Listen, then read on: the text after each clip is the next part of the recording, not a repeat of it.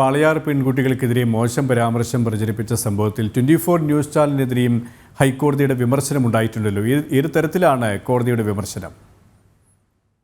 സുരേഷ്, ഈ വാളയാർ പെൺകുട്ടികൾക്കെതിരായിട്ടുള്ള മോശം പരാമർശം അത് പ്രചരിപ്പിച്ച സംഭവത്തിലാണ് 24 ന്യൂസ് ചാനലിനെതിരായിട്ടുള്ള പരാമർശങ്ങൾ ഹൈക്കോടതി നടത്തിയിട്ടുള്ളത്. ചാനൽ റിപ്പോർട്ടറിനെതിരെയും ഒപ്പം തന്നെ 24 ന്യൂസ് ചാനൽ അധികാരികൾക്കെതിരെയും പോക്സോ കുറ്റം ചുമത്താവുന്നതാണെന്നാണ് ഹൈക്കോടതി കണ്ടെത്തിയിരിക്കുന്നത്. ആധികാരികത ഉറപ്പുവരുത്താതെ ഈ വാളയാർ പെൺകുട്ടികളെ താഴ്ത്തിക്കെട്ടുന്ന രീതിയിൽ പരാമർശം പ്രചരിപ്പിച്ചു.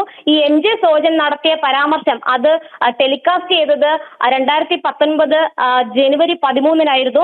ഇത്തരത്തിൽ ഈ സോജനെ ഈ കേസിൽ നിന്ന് കുറ്റമുക്തനാക്കിക്കൊണ്ടുള്ള, അതായത് സോജനെതിരായിട്ടുള്ള കേസ് റദ്ദാക്കിക്കൊണ്ടുള്ള ഉത്തരവിലാണ് ചാനൽ അധികാരികൾക്കെതിരെ അന്വേഷണമാകാമെന്നുള്ള പരാമർശം ഹൈക്കോടതി നടത്തിയിരിക്കുന്നത്. ഈ ഉത്തരവ് DGPക്ക് അയച്ചു കൊടുക്കാനും ഹൈക്കോടതി നിർദ്ദേശം നൽകിയിട്ടുണ്ട്.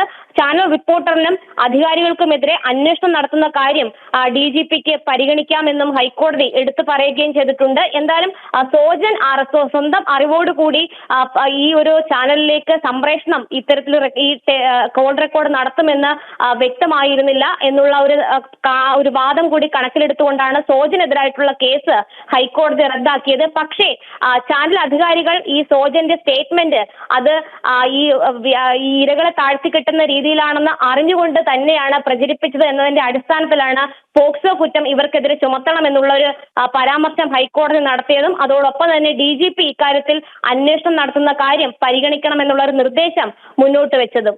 സുരേഷ്.